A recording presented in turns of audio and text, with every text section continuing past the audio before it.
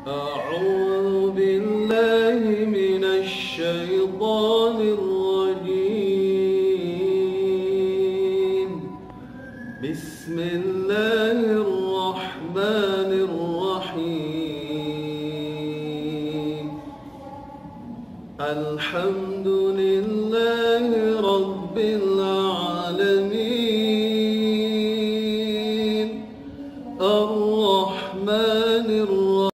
Hamdan wa syukran lillah ala kulli ni'amil ladzi unjila alaina wa hadaina ilal islam wa hadaina ila siratihil mustaqim. Asyhadu an la ilaha illallah wa asyhadu anna Muhammadar Rasulullah, amma ba'du. Iwati iman, para sahabat pecinta ilmu yang dimuliakan oleh Allah Subhanahu wa taala. Syukur kita kehadirat Allah atas segala nikmat yang diberikan hingga kita masih bisa beraktivitas dan melaksanakan taklif yang disyariatkan. Iwati iman, para sahabat pecinta ilmu yang dimuliakan oleh Allah Subhanahu wa taala. Insyaallah di kesempatan kali ini kita akan kembali melanjutkan tafsir surah An-Nas ayat yang keempat hingga akhir insyaallah. Di mana Allah Subhanahu wa taala berfirman, A'udzu billahi minasyaitonir rajim, min syarril waswasil khannas, dari kejahatan bisikan yang senantiasa bersembunyi. Allazi yuwaswisu fi sudurin nas, yang senantiasa berbisik di dalam dada-dada manusia, minal jinnati wan nas, dari jin dan manusia. Iwati iman, para sahabat pecinta ilmu yang dimuliakan oleh Allah Subhanahu wa taala.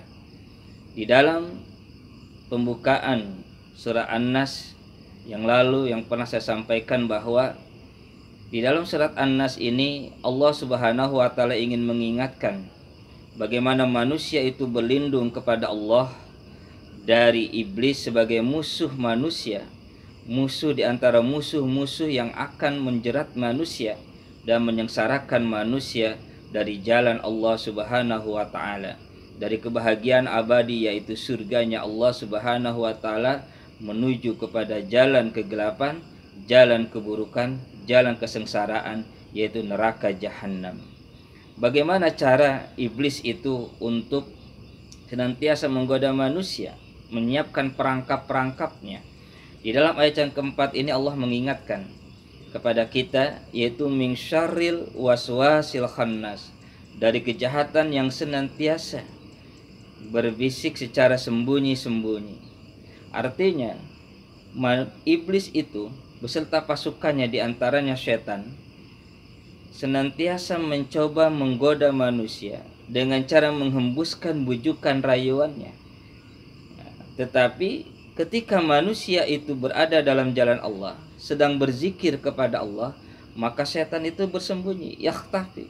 Ini yang disebut dengan al-khannas.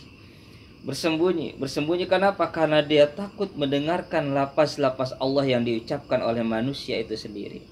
Maka dalam ayat ini berarti Allah mengingatkan, hati-hati terhadap iblis, bisikan setan, yang ketika kita lalai dari zikir Allah, dia akan mulai menyebarkan perangkapnya.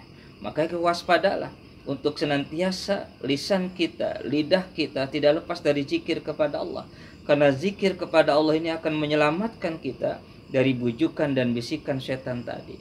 Yang disebut dengan zikir di sini bukan hanya zikir secara lafziah, baik itu mengucapkan istighfar atau mengucapkan kalimat-kalimat zikir yang lainnya, tetapi zikir di sini juga bisa dalam bentuk zikir amali, yaitu menjaga diri kita dengan hukum-hukum Allah, senantiasa mengingat bahwasanya Allah Subhanahu wa taala mengawasi kita, maka di situ tidak ada sedetik pun bagi setan untuk menyebarkan bisikan dan bujukannya kepada kita. Namun hal yang perlu sangat kita waspadai di ayat yang kelima, Allah mengingatkan, allazi yuwaswisu fi sudurin nas. Setan juga, iblis juga senantiasa berbisik di dalam dada-dada manusia. Disebut dengan berbisik di dalam dada-dada manusia itu yalqa fi qulubihim, akan sampai bisikan itu di dalam hati, walaupun la yusma'u fil uzun, tidak terdengar di dalam telinga-telinga manusia. Bisikan setan itu begitu lembut. perangkapnya langsung masuk menyentuh ke dalam hati kita, terseret jiwa kita, terseret hati kita yang sedang lalai dari zikir Allah untuk mengikuti bisikan-bisikan setan tadi. Walaupun di telinga kita tidak pernah mendengar setan itu mengajak maksiat, tidak pernah mendengar dalam telinga kita, yuk kita diajak oleh setan untuk melakukan perbuatan keburukan yang lainnya. Tetapi hati yang sudah dihembuskan oleh bisikan setan tadi, ketika kita lalai dari zikir Allah, senantiasa berupaya untuk cenderung mengikuti langkahnya. Ini jangan sampai seperti itu. Kemudian minal jinnati wan nas, dari jin dan manusia. Maksudnya yang berupaya untuk menyesatkan manusia dari jalan yang benar, dari jalan yang lurusnya Allah Subhanahu wa taala itu, iblis menggunakan dua pasukan, yaitu pasukan setan dari bangsa jin dan yang kedua pasukan setan dari bangsa manusia itu sendiri.